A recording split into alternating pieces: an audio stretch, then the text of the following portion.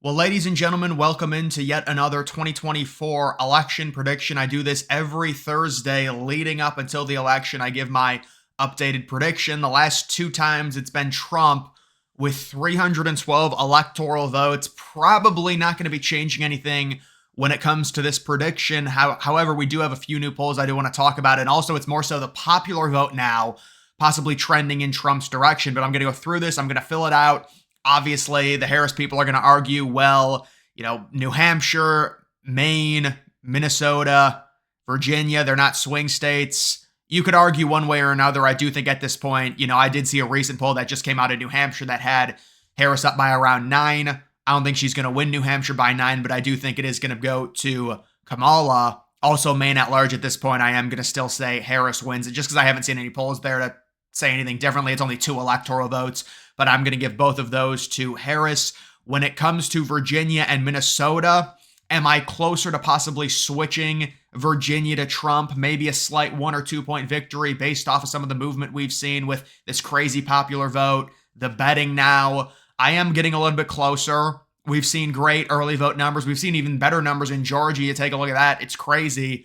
But right now, when it comes to Virginia, I am going to be slightly leaning Virginia and Minnesota to Kamala. I do think if Trump can keep it within 4 or 5 points, it's a great sign in Virginia, and I think he will. I do. You look at some of the polling there, the average is like 5.5 to 6. Minnesota, it's a little bit closer. It's like 4.5. I know Real Clear Politics still has Minnesota technically as a toss-up, although at this point, I don't think it's a true toss-up. I would say lean Harris. And I'm going to be giving both of those states to Kamala Harris. But I will say, you're getting closer to potentially changing one of those. Seems like I've been right around 312, maybe 306 if you don't want to include Nevada. But possibly, do you go for the plunge and switch Virginia when it comes to my final prediction? We'll have to see if I end up doing that. But at this point, I would say both of those states very slightly going to Kamala Harris by around 3 or 4 points. You get a few polls in Virginia, maybe a Trump +1, a tie. That's going to really shake things up, especially with the early voting momentum Trump has in Virginia.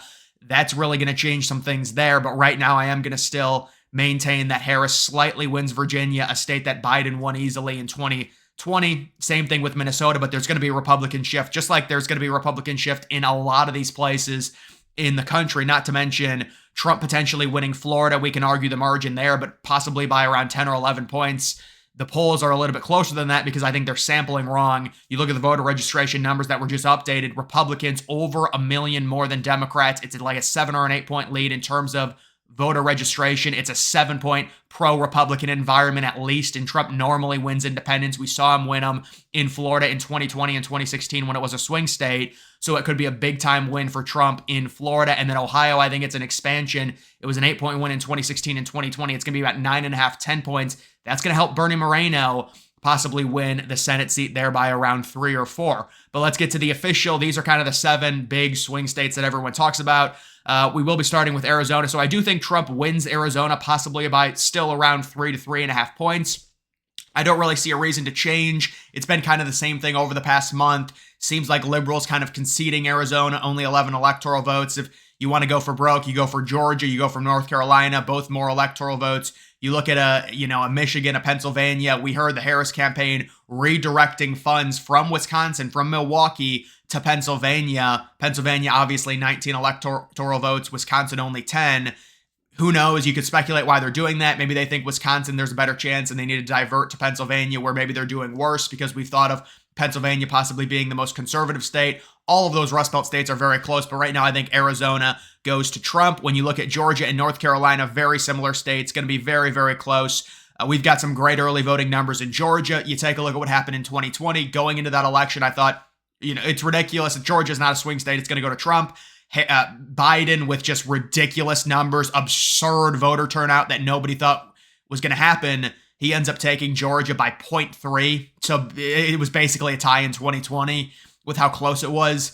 And now you're seeing the momentum for Trump in a lot of these rural places just skyrocket. And you're not going to have that inner city turnout that the Democrats got in 2020. It would be very surprising if they got that again, just because it was so ridiculous and such an outlier when it comes to the state of Georgia. So I think when you look at Georgia, that's going to be a Trump state. You look at North Carolina, North Carolina, we can simplify to Trump winning it in both 2016 and 2020 under worse conditions. It was a worse environment in 2020. He still won the state by over a point, even though it did condense. It was a 3-point victory to a 1-point victory for Trump. You're talking about much worse conditions, Trump with a much worse approval rating in 2020. Now you've got Harris in there, who's more disliked than Biden was when he was running in 2020. It would be very surprising based on all the underlying numbers if Trump, who won North Carolina in 2016 and 2020 under worse internal conditions, loses it now against Kamala Harris. It'd be very, very surprising. So I think you might even see a 2 or a 3-point win there. When you look at just the polling in general, the popular vote's a lot better this go around in terms of the polling than it was in 2020 or 2016. And I mean, listen, you look at any of the betting, any of the momentum statistics. I mean, Trump right now, he's up in basically everything. I mean, it's not even close. When you look at Pennsylvania, Michigan, Wisconsin, I'm going to say Trump wins all of these. Obviously, they're going to be very, very close. You can argue which one's going to have the biggest margin. You know, I might be leaning towards Wisconsin possibly having the biggest margin pro-Trump. I just feel like Wisconsin might be a 2.5, 3-point victory. The other ones are going to be closer. Like Michigan's probably going to be very close, even though we've gotten some really good polls for Trump recently. Pennsylvania, obviously, that's a state that Elon Musk and Trump are heavily investing into. Elon Musk doing these almost like town hall type things, like 3 or 4 of them he has planned tonight. They are really going for Pennsylvania. So is the Harris campaign, and they outspend Trump. You know, don't buy into it's funny, the narrative now. Elon Musk is buying the election for Donald Trump. Well, if you really want to look at who's buying the election, why don't you compare the amount of money that's being spent between Kamala Harris and Trump? What about the amount of money that was spent between Biden and Trump? What about the amount of money that was spent between Hillary Clinton and Trump? But I'm sure they're all small donations from mom and pop shops who just love liberals. And yeah, I know they're all small businesses donating because Tim Walz definitely cares about small businesses. We saw what happened in 2020. So I mean, it's just so ridiculous. Like they're trying to use that narrative. Do you really want to compare who spends more money and who tries to buy elections? Really? But I think Wisconsin, Michigan, and Pennsylvania, you're looking at Pennsylvania, 1.5, 2-point victory. Michigan, probably a 1-point victory. Wisconsin, 2.5 to 3. It might be a little bit closer. It certainly could be.